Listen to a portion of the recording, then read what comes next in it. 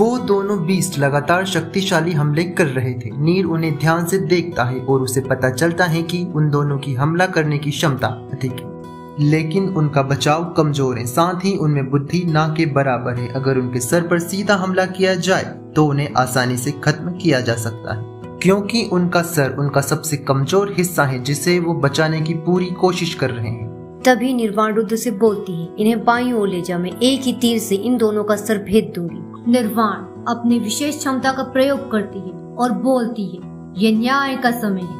Air of order, destroy the chaos. बोलते ही वो अपने धनुष से तीर को उन बिस्ट की दिशा में छोड़ देती हैं। तीर में से निकलने वाली शक्तिशाली ऊर्जा अपने आसपास की राक्षसी ऊर्जा को खत्म कर रही थी। इस तीर की विशेषता थी कि ये तीर अपने लक्ष्य को कहीं से भी ढूंढ लेता है और ये किसी भी सुरक्षा तंत्र को अनदेखा कर सीधे अपने लक्ष्य को भेद देता है। तीर सीधे जाकर उन दोनों बिस्ट के सिर को भेद देता है और वो दोनों बिस्ट तल पर आकर गिर जाते हैं। उन तीनों को लगा कि वो इस हमले से मर चुके हैं, लेकिन वो दोनों बिस्ट अपना सबसे शक्तिशाली आखिरी हमला करते हैं। रुद्र हड़बड़ाहट में चिल्लाकर बोलता है, नीचे झुको, और वो अपना दाहिना हाथ अपनी तरफ खींचते हुए बोलता है, सरपेंट स्केल, और अग्नेत्र उसके सामने ढाल बनकर खड़ा हो जाता है। रुद्र बोलता है, अरे वाह, इस हमले से तो मेरी आध्यात्मिक ऊर्जा फिर से पूर्ण हो गई। निर्वाण, बताओ किसी के पास ऐसी स्किल कैसे हो सकती है जो जादुई हमले को अपनी ऊर्जा में बदल ले? नीर बोलता है, हाँ, आसपास कोई यंत्र छुपा रखा होगा, वरना ऐसी भी स्किल होती है क्या? मैं तो नहीं मानता, देखो इस ढकोसले। नीर मन में, काश मेरे पास भी ऐसी स्किल होती। नीर टेलीपैथी से निर्वाण को बताता है, दीदी तुझे पता है, यदि हम किसी को मार देना तो हम उसकी स्किल कॉपी भी कर सकते हैं।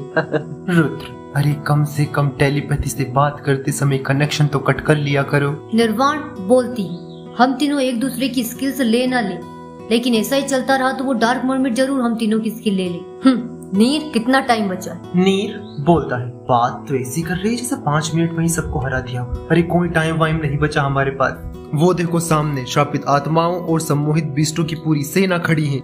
रुद्र, निर्वाण और नीर एक लंबी लड़ाई के लिए अपने आप को तैयार करते हैं। अब वो तीनों युद्ध की मुद्रा में खड़े थे।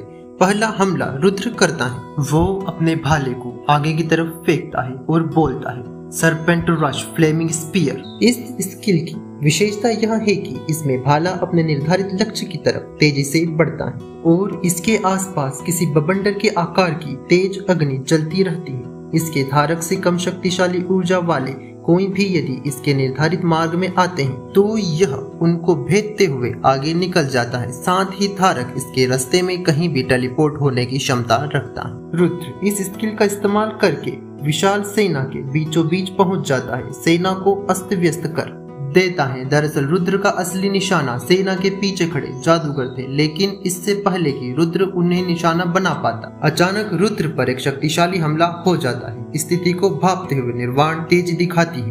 अब वो अपनी झाड़ू हवा में लहराती है और बोलती है, हे न्याय की अनंत शक्तियों, मेरा आदेश सुनो और अपनी अनंत ऊर्जा से अच्छाई की रक्षा करो। निर्वाण जैसे ही इतना बोलती है, रुद्र के आसपास एक सफेद ऊर्जा का कवच बन जाता है। इस कवच की विशेषता थी कि यह किसी भी प्रकार की नकारात्मक ऊर्जा से हुए हमलों को सोख लेता है। रुद्र पर हुए अचानक हमले को भी ये कवच सोख लेता है, लेकिन यह हमला उनसे एक मंडल ऊपर के योद्धा ने किया था। चाहे ये एक ही मंडल की दूरी लगती हो, लेकिन इनकी शक्तियों में अंतर साफ देखा जा सकता है। शक्ति में भिन्नता के चलते चाहे उस कवच ने हमले की अधिकतम ऊर्जा को सोख लिया हो, लेकिन अवशिष्ट ऊर्जा से रुद्र को एक जोरदार धक्का लगता है और वह पहले जिस जगह से अपने भाले द्वारा टेलीपोर्ट हुआ था वहीं फिर से पहुंच जाता है। निर्वाण चौंकते हुए, ये मेरे सबसे शक्तिशाली कवच में से एक था, ये भी इसके हमले की पूर्ण ऊर्जा को सोख नहीं सका। तभी उनके सामने से एक डरावनी हंसी की आवाज आती है जो कि उसी इविल मरमिड की थी। मरमिड बोलती है, तो मैंने तुम्हारी शक्ति को आंकने में भूल की थी। गोल्डन लीफ ट्राइब के रॉयल फैमिली के बच्चों से मुझे यही उम्मीद। सच कहूँ तो तुमने मुझे चौंका दिया।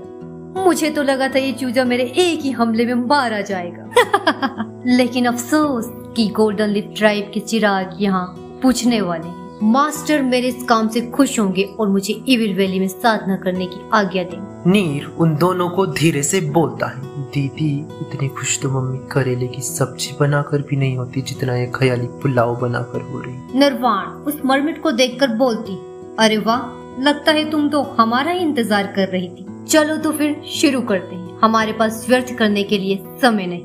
और उस मरमेड से भी भयानक हंस के दिखाती है, क्योंकि चुड़ैलों का हंसने मेरी कोट कोई नहीं तोड़ सकता। निर्वाण हमले की शुरुआत करती है। Hammer of order. वो जैसे ही ऐसा बोलती है उसकी झाड़ू हैमर में बदल जाती है।